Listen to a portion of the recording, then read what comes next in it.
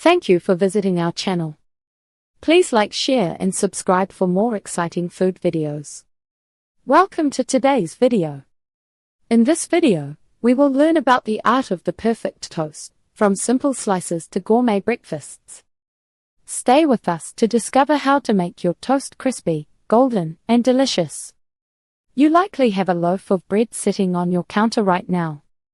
It is a humble kitchen staple, yet it holds the potential for the ultimate comfort food. When you slide a slice into the toaster, you aren't just heating it up. You are triggering the Maillard reaction, which is a fancy way of saying the heat changes the sugars and proteins in the bread. This process creates that signature golden color and deep, nutty flavor we all love. Toasting transforms soft dough into a crunchy, fragrant base for almost any topping.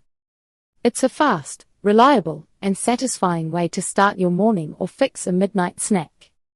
Because of this simplicity, toast has remained a favorite in kitchens around the world for generations.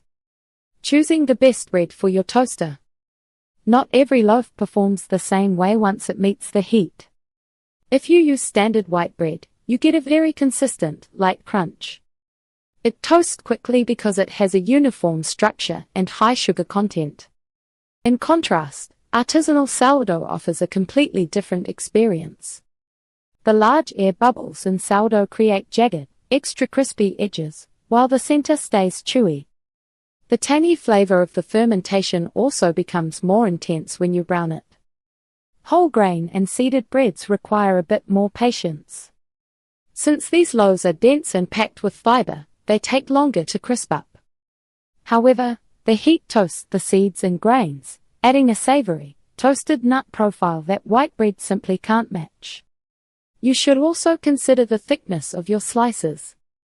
Thin slices get brittle fast, while thick-cut Texas toast-style slices allow for a soft, pillowy interior and a thin, crunchy exterior. Moisture content plays a huge role in the final result. A very fresh, soft loaf from the bakery has a lot of water inside. When you toast it, the machine has to evaporate that water before the browning can even begin. This often leads to a piece of toast that is hard on the outside but slightly gummy in the middle. If you prefer a snack that goes all the way through, you might want to look for a loaf with a tighter crumb.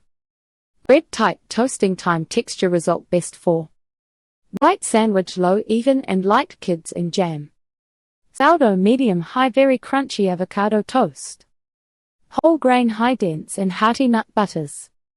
Brioche very low soft and rich French toast. As the table shows, the richer the bread, the less heat it usually needs to reach perfection. Darker breads can hide the signs of burning, so keep a close eye on your rye or pumpernickel. That's the end of part 1. Thank you for watching. Don't forget to like, subscribe, and share this video. Stay tuned for part 2.